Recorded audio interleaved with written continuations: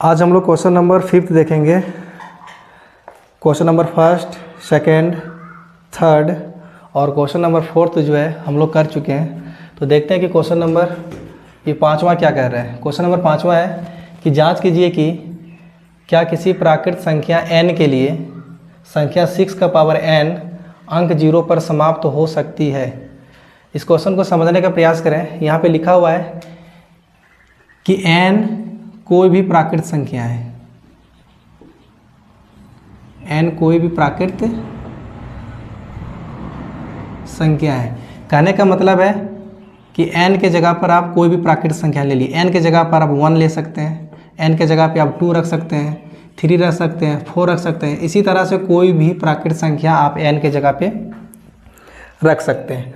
तो बोल क्या रहा है कि 6 का पावर n, मतलब 6 का पावर अगर यहाँ पर कोई भी प्राकृत संख्या अगर हम रख देते हैं, 6 का पावर n क्या है मेरा? प्राकृत संख्या। प्राकृत संख्या क्या होता है? जो 1 से स्टार्ट होता है। कहने का मतलब है कि 6 का पावर में अगर कोई भी प्राकृत संख्या आप रख दीजिए, मतलब यहाँ पे 1 रख दीजिए, 2 रखिए, 3 रखिए, 4 रखिए, जो भी पर रखना है कोई भी प्राकृत संख्या आप यहाँ पर रखिए। क्या रखने के बाद इसका जो मेरा हल जो आएगा क्या वो 0 पर समाप्त होगा? कहने का मतलब है अगर 6 का पावर हम लोग अगर 1 करते हैं तो मेरा यहाँ पे 6 आया, क्या ये 0 पर समाप्त हुआ? 0 पर समाप्त नहीं हुआ। अगर 6 का पावर अगर 2 करते हैं तो 6 का पावर 2 कितना होता है? क्या वो उसके इकाई स्थान पे, या फिर 6 का पावर अगर 2 करते हैं तो क्या वो 0 पर समाप्त होता है? इसी चीज़ को हम लोगों को चेक करना है। अगर यदि 6 का पावर अगर कोई भी प्राकृत संख्या अगर रख देते हैं तो वो 0 से अंत नहीं होता है। इसका क्या कारण है? और कौन ऐसी संख्या है जिसका पावर पर अगर हम प्राकृत संख्या अगर रख देंगे तो वो जो है सो 0 पर अंत हो जाएगा। इसी चीज़ को हम लोगों को यहाँ पर चेक करके दिखाना है। तो आइए हम लोग यहाँ पे चेक करते हैं। 6 का पावर n, 6 का पावर n, इसका मतलब है कि 6 का पावर n का मतलब है कि कोई भी प्राकृत संख्या रखिए। 6 का पावर अगर हम लोग यहाँ पर एक प्राकृत संख्या अगर रखते हैं तो 6 का पावर 1 कितना हो जाता है? ये 6 का पावर अगर 1 करते हैं तो कितना आता है मेरा? 6 आता है। अगर 6 का पावर अगर हम 2 कर देते हैं कितना हो जाता है मेरा? 36। देखिए ये 0 पर समाप्त नहीं हो रहा है, ये 6 पर समाप्त हुआ, ये 6 पर समाप्त हुआ। इसके अंत में जो है सो 0 नहीं है। अगर 6 का पावर अगर 3 कर देते हैं तो कितना मेरा जाता है? 6 36, 36, 36 216। देखिए ये 0 पर समाप्त नहीं हुआ। इसी तरह से 6 का पावर अगर 4 कर देते हैं तो मेरा कितना हो जाएगा? यानी 6 का पावर 3 क्या 216 होता है। फिर 6 से यहाँ मल्टीप्लाई कर देंगे तो 6 का पावर 4 हो जाएगा। 6 36 के 6 बचा 3, 6 का 6 और 3 9 और 6 दूनी 12, 1296 आया। इसका कहने का मतलब है कि 6 के पावर n, यानी 6 का पावर में कोई भी प्राकृत संख्या आप रख लीजिए। 6 का पावर अगर 15 भी आप करेंगे तो इसका जो हल जो आएगा वो 0 पर समाप्त नहीं होगा। अगर 6 का 15 अगर 17 ले लेते हैं, अगर 6 का पावर आप 121 ले लेते हैं तो कभी भी जो है इसको हल अगर आप करेंगे तो इसका इकाई स्थान पर 0 नहीं आएगा। कहने का मतलब है यह संख्या जो है सो 0 पर समाप्त नहीं होगी। इसका क्या कारण है? हम लोग यहाँ पे कारण को जो है सो स्पष्ट लिखते हैं। ठीक है, यहाँ पे लिखेंगे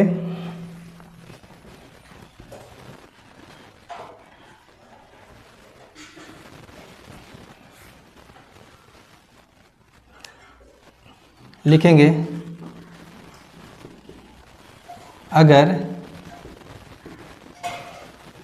किसी भी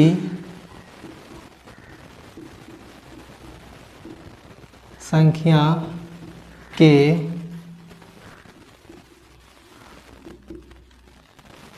किसी भी संख्या का गुणनखंड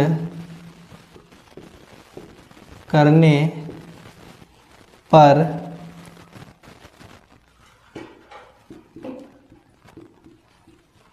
वह संख्या 2 का पावर m इंटू 5 का पावर n के रूप में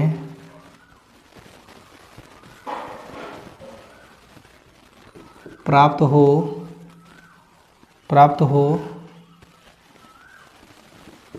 तो वह संख्या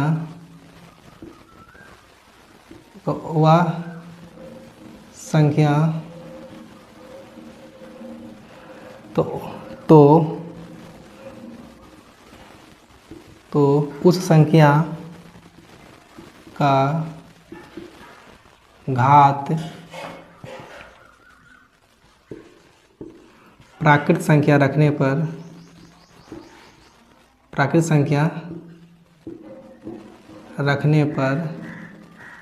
पर शून्य पर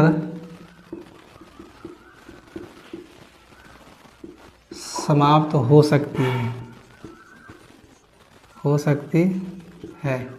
ठीक है, यहाँ पे क्या लिखे कि कोई भी संख्या अगर लीजिए, ठीक है, जैसे मान लीजिए कि हम 10 लेते हैं, ठीक है, 10 को जो है अगर अभाज्य गुणनखंड करेंगे तो 2 × 5 आया, यानी 2 का पावर 1 और 5 का पावर 1।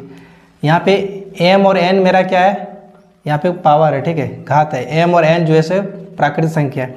करने का मतलब है अगर कोई संख्या, एक संख्या हम यहाँ पे 10 लिए, इस 10 को अगर अभाज्य गुणनखंड अगर करते हैं तो मेरा यहाँ पे क्या आया, 2 और 5 आया। यहाँ पर भी लिखें कि किसी भी संख्या का अगर गुणनखंड अगर यदि आप करेंगे उसमें से अगर 2 और 5 अगर यदि आपका आ जाता है तो वैसी संख्या का पावर अगर यदि आप क्या करेंगे, प्राकृत संख्या रखेंगे तो वो संख्या क्या होगा, 0 पर समाप्त होगा।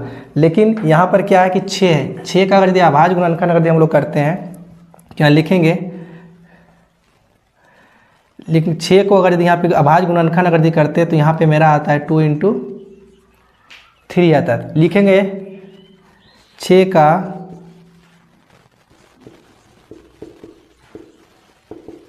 गुणनखंड करने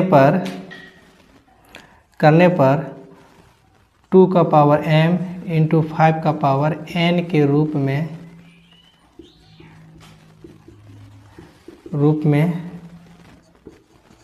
नहीं प्राप्त हुआ। अतः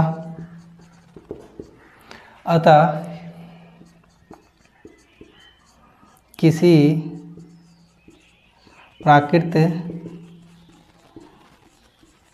प्राकृत संख्या n के लिए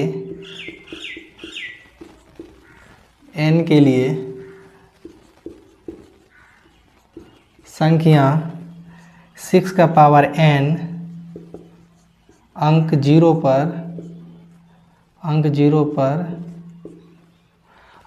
पर समाप्त नहीं हो सकती। अंक 0 पर समाप्त नहीं हो सकती है। एक बार इसको फिर से हम समझा देते हैं।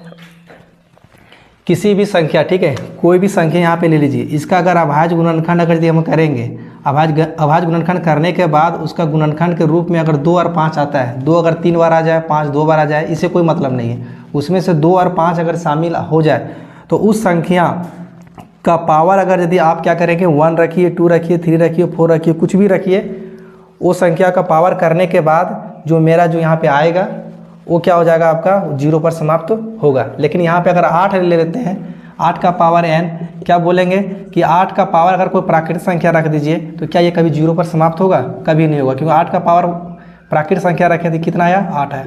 8 का पावर प्राकृतिक संख्या 2 रखे कितना आ गया, 64 आ गया। ये संख्या कभी भी 0 पर समाप्त नहीं हो रहा है। क्यों नहीं हो रहा है, क्योंकि 8 का अगर अभाज्य गुणनखंड करते हैं तो मेरा कितना आता है, 2 दूनी 4, 4 दूनी 8। यहाँ पे देखिए 2 का पावर 3 आया, लेकिन यहाँ पर 5 का पावर नहीं आया। कहने का मतलब है कि 8 का गुणनखंड में 5 शामिल नहीं है, इसलिए 8 का पावर अगर कोई भी प्राकृतिक संख्या को रखिए 1 2 3 4 5, कभी भी वो जो सो 0 पर समाप्त नहीं होगा। इसी बात को यहाँ पे हम लिखे हुए हैं कि अगर किसी भी संख्या का गुणनखंड करने पर वह संख्या 2 का पावर m गुणे 5 का पावर n के रूप में प्राप्त हो तो उस संख्या का घात प्राकृतिक संख्या रखने पर 0 पर समाप्त हो सकती है। मैंने कोई भी संख्या ले लीजिए, उस संख्या को अगर अभाज्य गुणनखंड करते हैं तो उसमें से 2 और सिर्फ 5 आता है, तो वैसी संख्या का अगर पावर आप 1 कीजिए, 2 कीजिए, 3 कीजिए, 4 कीजिए, 5 कीजिए, कोई भी प्राकृतिक संख्या कीजिए, उसके बाद उसका जो हल जो आएगा वो संख्या का जो इकाई स्थान जो रहेगा वो 0 पर समाप्त हो सकती है। लेकिन 6 पर अगर कोई भी प्राकृतिक संख्या रखिए ये कभी भी समाप्त नहीं होगी, क्योंकि 6 के गुणनखंड में क्या है, 2 गुणे 3 आया, जो कि 2 गुणे 5 के रूप में नहीं प्राप्त हुआ, क्योंकि यहाँ पे मेरा 3 आया। यहाँ पे अगर यदि 5 आता तो हो जाता, ठीक है। इसीलिए लिखे कि अतः किसी भी प्राकृतिक संख्या n के लिए संख्या 6 का पावर n अंक 0 पर समाप्त नहीं हो सकती है।